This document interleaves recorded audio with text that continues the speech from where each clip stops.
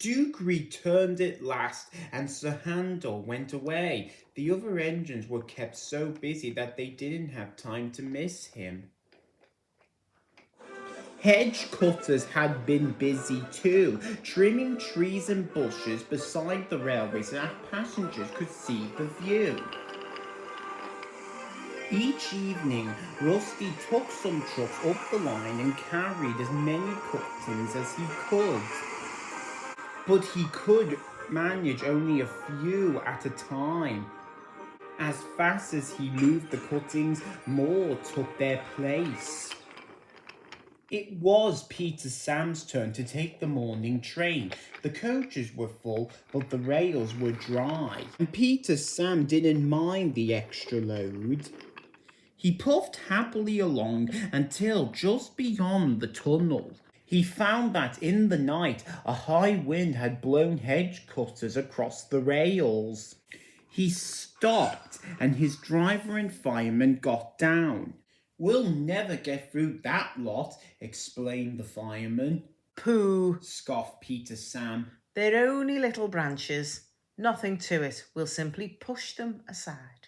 "Have it your own way," said his driver. "If we stop to clear up Ploppy, we shall be here for ages, and some of the passengers might miss their train at the bottom station." Peter Sam puffed bravely on. He went carefully at first, and the branches slid aside easily. Then came a stretch where the cuttings were brambles.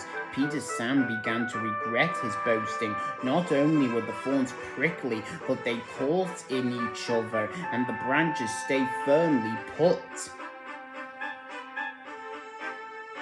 "Ouch!" exclaimed Peter Sam suddenly and stopped. "I can't move," he complained. The fireman looked. "It's no good," he said at last. "You've got brambles caught in your valve gear, and steam can't get into your cylinders. We shall have to cut you out."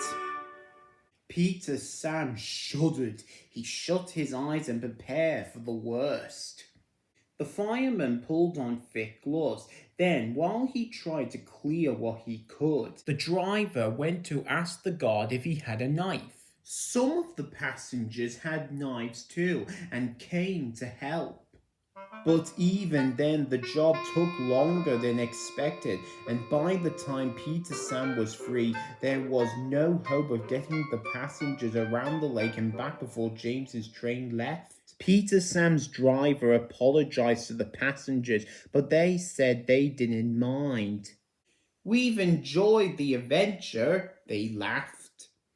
The driver telephoned the Fin controller. On the way home, they passed Rusty pulling a long train of trucks. Rusty worked hard, and by the afternoon, the line was clear for trains to run normally. Peter Sam's front felt uncomfortable for several days.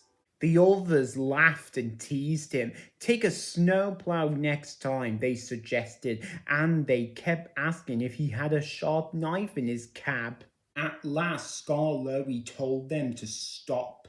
"I really can't think of what all the fuss is for," remarked Duncan innocently. "They were only little branches after all. Nothing to get prickly about, surely."